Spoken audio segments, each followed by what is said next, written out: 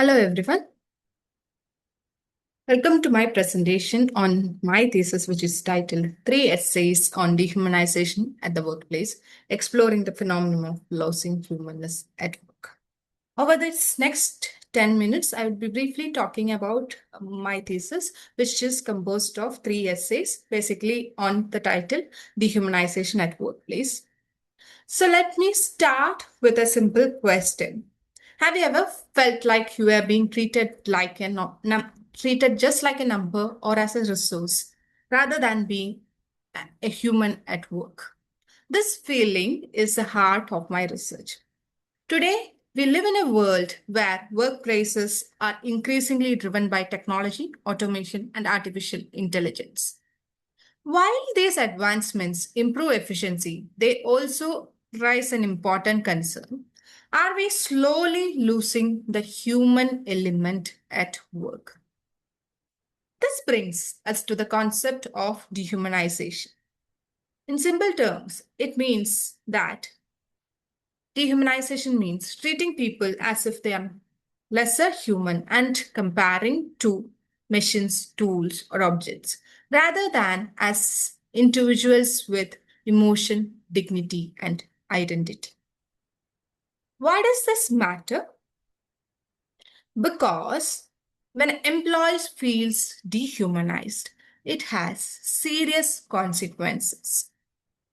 They feel emotionally drained, less satisfied with their jobs, and may also even leave their organization. Most existing research focus on these outcomes. However, my research take a different approach. I try to understand what makes people more likely to experience or engage in dehumanization in the context of work. My thesis is organized into three essays. The first essay helped to understand what dehumanization really is. The second essay looks at how work passion affects people's experience of dehumanization. And the third essay looks at how communal striving orientation, emotions like envy influences how people treat or dehumanize others at work. Let me briefly explain each of these essays. In the first essays, I conduct a detailed review on the existing research. I find that dehumanization is not a single concept. It can happen in different ways. That is, people can be treated like machines, expected to work without emotions, or like tools valued only for what they produce. I also highlight two sides to it. That is, one is the person who is dehumanizing the other, and the other is the person who is experiencing it. And understanding from both sides are very important to solve this problem.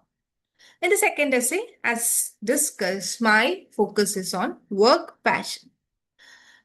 Now, passion is usually seen as a good thing, but my research shows that passion has two sides to it. There is harmonious passion, which is a positive kind of passion where one enjoys their work, but still it is not affecting their other domains of life. But in case of obsessive passion, as the name suggests, the person is obsessed with work, and here work is controlling his even the other parts of his life. So here I introduce the concept of time poverty, which means not having enough time for engaging in other activities, especially the discretionary activities, which means time for your leisure and to do the things you love. This is a time which is not included in your obligatory time or necessary time, which is for taking bath or doing the personal care things. Another important thing which I talk in this essay is about mentally switching off from work during break. So here people can relax and disconnect from work.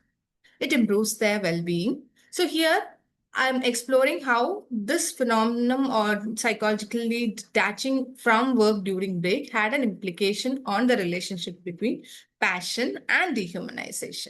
So here it shows that this ability to detach from work may act as a resource for people with harmonious passion, thus increasing, thus strengthening its impact on negative impact on time poverty. But on the other hand, it will worsen the impact on of obsessive passion on time poverty. Now coming to the third essay, I look at workplace relationship, especially the role of envy. Here, I talk about envy as a dual concept, where I talk about benign envy, which is a positive kind of envy. When people feel this envy, they are motivated to improve themselves. But there is also malicious envy, which lead to negative behaviors like pulling the other person down, pulling the other person which you have felt envy down. My findings show that people who value relationship and connection with others tend to experience more benign envy than malicious envy. As a result, they are less likely to treat others badly or dehumanize others. I also make an important distinction between two concepts in this essay: objectification, which is treating someone as a tool to meet your needs, and also dehumanization, which goes a step further. It means not seeing the other as a person but as like a machine. Among the two, through my essay, I show that dehumanization is more harmful because it could lead to malicious kind of envy and thus finally leading to dehumanization, finally leading to knowledge hiding. So, what is the overall message of my research? So here I'm saying that dehumanization is not just caused by organizational systems or policies. It is also impacted by individual factors like motivation, emotions, and attitudes.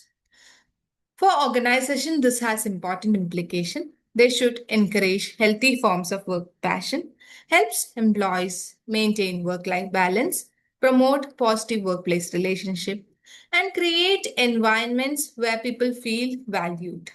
To conclude, if we want better workplaces, we want to focus not just on productivity and efficiency, but we should also make crucial effort to start preserving the human element at work, which is what we differentiate us human employees from the other elements at work like machines or AIs. Because at the end of the day, organizations are not just systems, they are made up of people. Before I end, I would like to acknowledge the guidance and support I received from my research committee. I sincerely thank Professor Manoranjan Dal, and I also thank my RSC members, Professor T.N. Krishnan and Professor Sridhar. And I also like to thank my TEC chair, Professor Priya Rajiv, and also other TEC committee members whose valuable feedback and suggestions helped me strengthen my thesis. Thank you for your time.